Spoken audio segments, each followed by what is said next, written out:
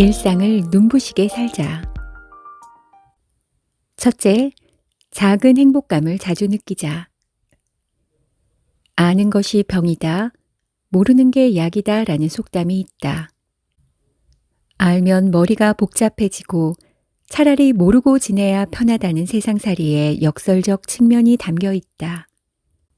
이를 현대 소비생활의 관점에서 보면 괴롭다, 안 보면 편하다로 패러디할 수 있다. 보면 사고 싶고, 사고 싶은데 돈은 부족하니 괴롭고, 차라리 안 봐야 편하다는 의미다.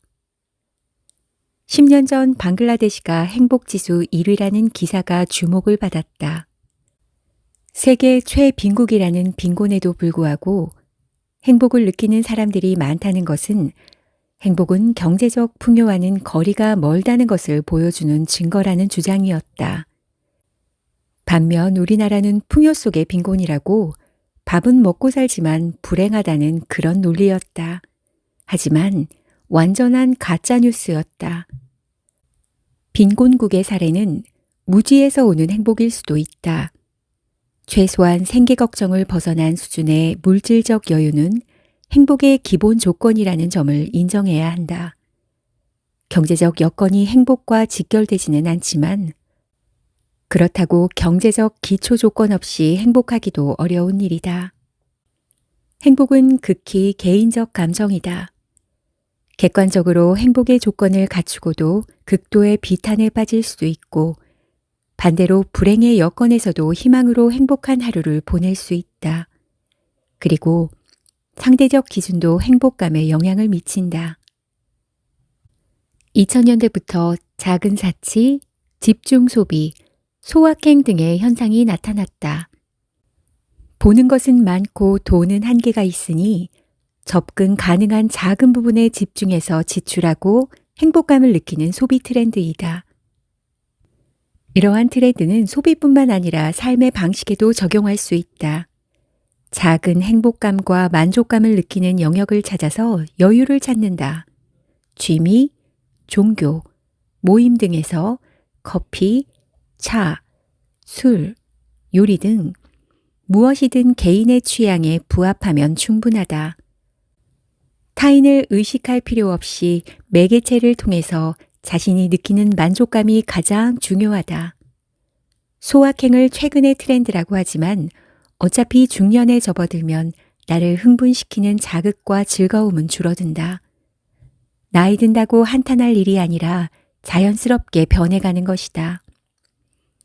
일상에서 소소한 즐거움과 편안함을 느낄 수 있는 기제를 자주 가지는 것이 건강한 심신에 도움이 된다. 혹 열정을 쏟아붓는 대상이 있으면 경제적 여건과 신체적 능력에 무리가 가지 않는 선에서 몰입하면 된다. 둘째, 취미는 친구가 된다. 누구나 좋아하는 것이 있기 마련이다.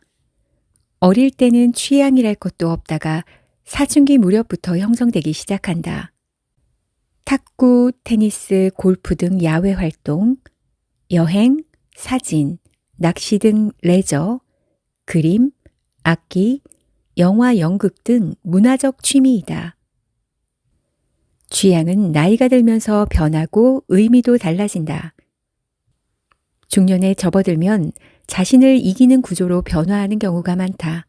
마라톤, 등산, 낚시, 악기 등이다. 여기에도 남과 경쟁하는 구조가 있지만 자신과의 싸움, 자신에 대한 극복으로 중심이 이동한다. 노년에 들어서면 남을 키우는 개념이 강해진다. 원예, 반려동물, 종교와 봉사 등이다. 예를 들어 골프도 젊은 시절에는 열심히 연습하고 스코어에 신경 쓰며 남을 이기는 것에 집중하지만 중년 이후가 되면 무리 없이 플레이하고 자신의 평균 타수 대비 당일의 스코어에 만족하게 된다. 골프라는 운동은 동일하지만 젊어서의 남과의 경쟁은 중년에는 나 자신의 극복으로 전환되는 셈이다. 사실 나이 들어서 골프를 치면서 동반자와의 승패에 연연하는 모습도 꼴불견이다.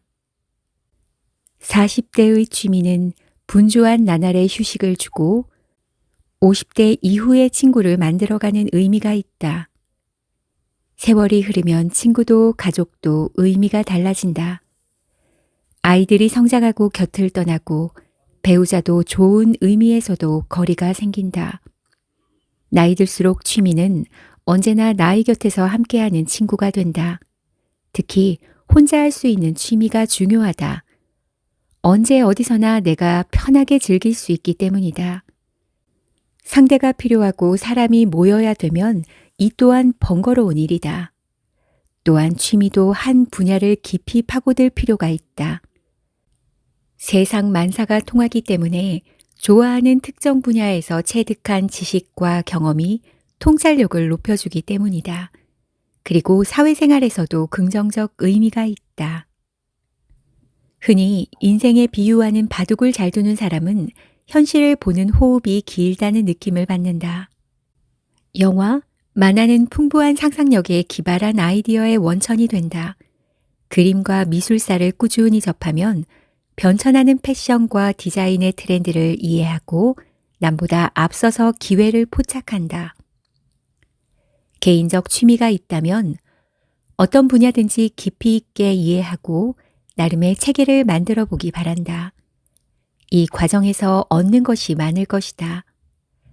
비록 취미이지만 한 부분에 정통해진다는 것은 곧 다른 부분에 정통해질 능력을 키우는 것이다.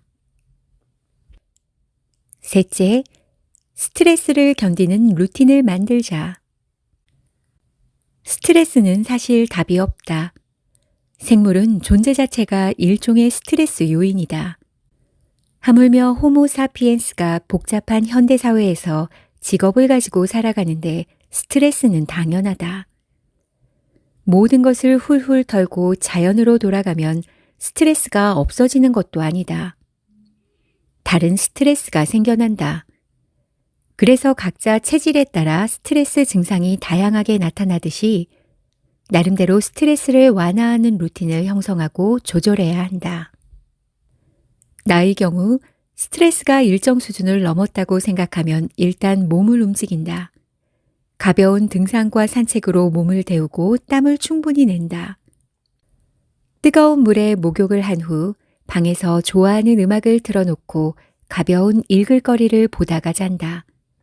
등산이나 산책도 혼자 한다. 누군가와 만나느라 시간을 맞추고 동행하면서 이야기하는 것도 스트레스 요인이다. 사람에 따라서는 스트레스가 쌓이면 사람을 만나서 이야기하고 밥을 먹고 술을 마시며 푼다고 하는데 나의 경우는 그렇지 않다. 오히려 업무 관련 등 꼭 필요한 경우가 아니면 사람을 만나지 않는다. 내가 편하지 않은 상태에서 사람을 만나면 나도 모르게 상대를 불편하게 할 수도 있기 때문이다. 스트레스를 푸는 방법은 보편적 정답이 있을 수 없다. 각자에게 각자의 답이 있을 뿐이다. 다만 스트레스를 완화시키는 루틴이 있다면 훨씬 효과적으로 조절할 수 있다. 넷째, 건강도 한계를 인정하자. 세상을 살아보니 인생에서 가장 중요한 것은 내가 결정할 수 없다. 건강과 목숨이 그렇다. 내가 결정하는 학교, 직업, 배우자, 재산 등은 모두 건강과 목숨이 전제되어야 의미가 있다. 이런 맥락에서 나이가 들면서 삶에서 세 가지만 확보되면 나머지는 덤이라는 생각이 든다. 건강하게 평균 수명을 산다. 남의 도움 없이 내 힘으로 먹고 산다. 가족이 태어난 순서대로 세상을 떠난다. 모두 내 마음대로 안 되는 일이다. 하늘에서 세 가지만 나에게 허락해도 감사해야 할 것이다. 이 세 가지 기본 전제는 건강이다. 건강해야 내 힘으로 먹고 살고 순서대로 세상을 떠날 수 있다.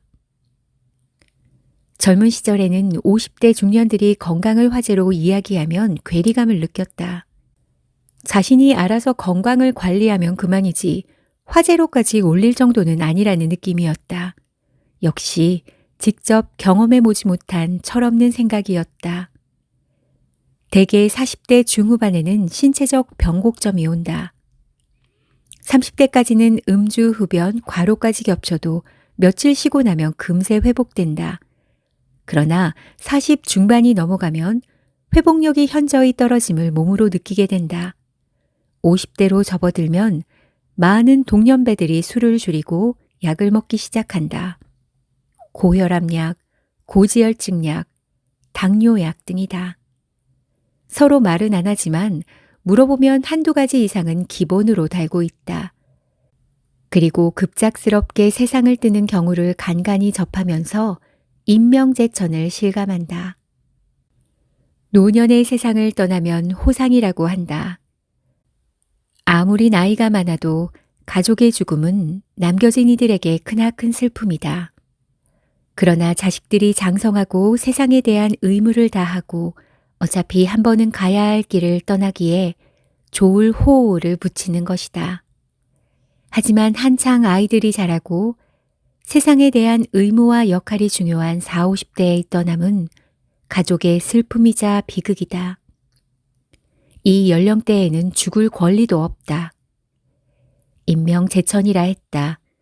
그러나 인간이 노력하면 하늘도 조응한다고 생각한다. 마음 무렵에 접어들면 건강도 한계를 인정해야 한다. 젊은 시절의 체력으로 무한 질주하던 시절이 이제 막을 내림을 받아들여야 한다. 오늘 습관이 내일의 몸을 만든다. 조심하면서 생활 습관을 조금씩 바꾸어야 할 나이가 되었다.